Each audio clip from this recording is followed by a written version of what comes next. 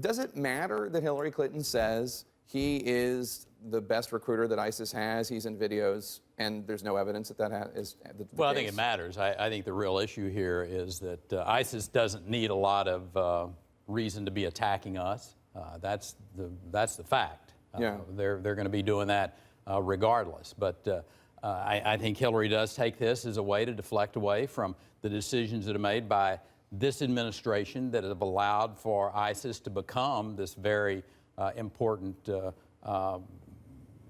terrorist group in the country today. So, and you hear Hillary actually, going after the president, that he didn't do enough, he did it wrong, and I thought that was one of the real interesting moments in the debate last night when Hillary basically took in after the president on not having done enough to attack ISIS. Look, I should say I think Hillary had a very good debate, and you don't have to take it from me. I think a lot of people across the aisle thought she did really well in the debate, so I think that's an important point to make. On the issue of ISIS, I think the reality here is that we have national security experts who focus on social media who are saying that Donald Trump's rhetoric is exactly what ISIS wants, that they are using the rhetoric around recruitment. Whether there's a video or not, the ultimate point is that our own national security experts think it helps ISIS to divide the United States as a country at war with Islam. And George W. Bush made this point himself when he said after 9/11. Sure, but Bill, is it not fair to say, okay, Donald Trump's rhetoric notwithstanding, which do you think has created more terrorists? What Donald Trump has said, or Hillary Clinton's military actions in Libya, or the war in Iraq that Hillary Clinton voted for? Which do you think created more terrorism? Well, I don't think Feel free to dodge the question. Yeah, I don't think that you could actually enumerate which one created more terrorism. You probably could. But I mean, the notion, probably take a guess. the notion that Donald Trump's rhetoric is dangerous is a fact. And whether or not they're making videos now or using the videos later, what he is saying is dangerous. He is a guy who should not be anywhere close to the button. But the whole point about Donald Trump is that it doesn't matter, right? Voters are so angry that he can say what he wants to about keeping Muslims out of the country. He can say what he wants to about Putin. But his supporters are driven by their anger at a system that, as the economy gets better, their life is actually getting worse. And, but his words have consequences, and I think that that's worth noting.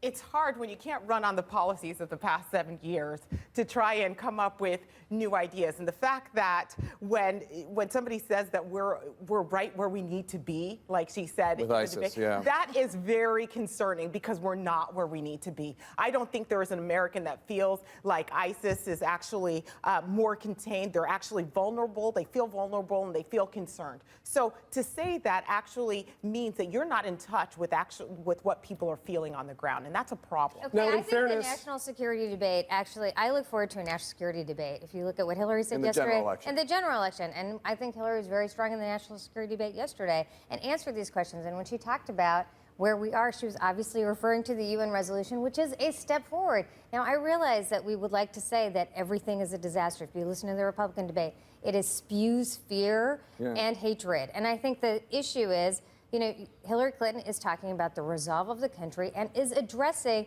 the finer points of national security. And I think she'll be strong in the general. On the subject of if she gets the nomination. If she gets the nomination. If she gets it, for sure. Governor Perry, now that you're out of public life, there's a question I've always wanted to ask you.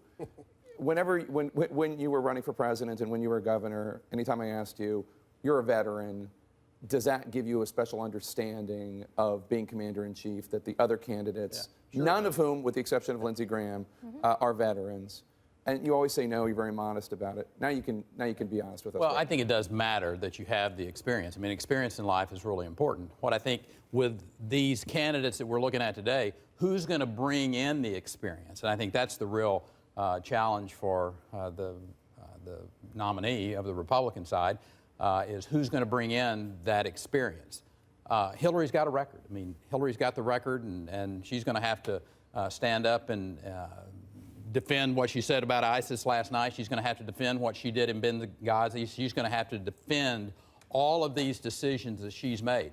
The Republican nominee, whoever that individual is going to be, is going to bring in a group of really capable men and women that I think reflect that knowledge about what veterans need. I mean, one of the great great gotta go. failures of this president's been on the veteran side of things, and I'm telling you, Barack Obama I think the Democrat Party is going to have a lot of answers that they're going to have to give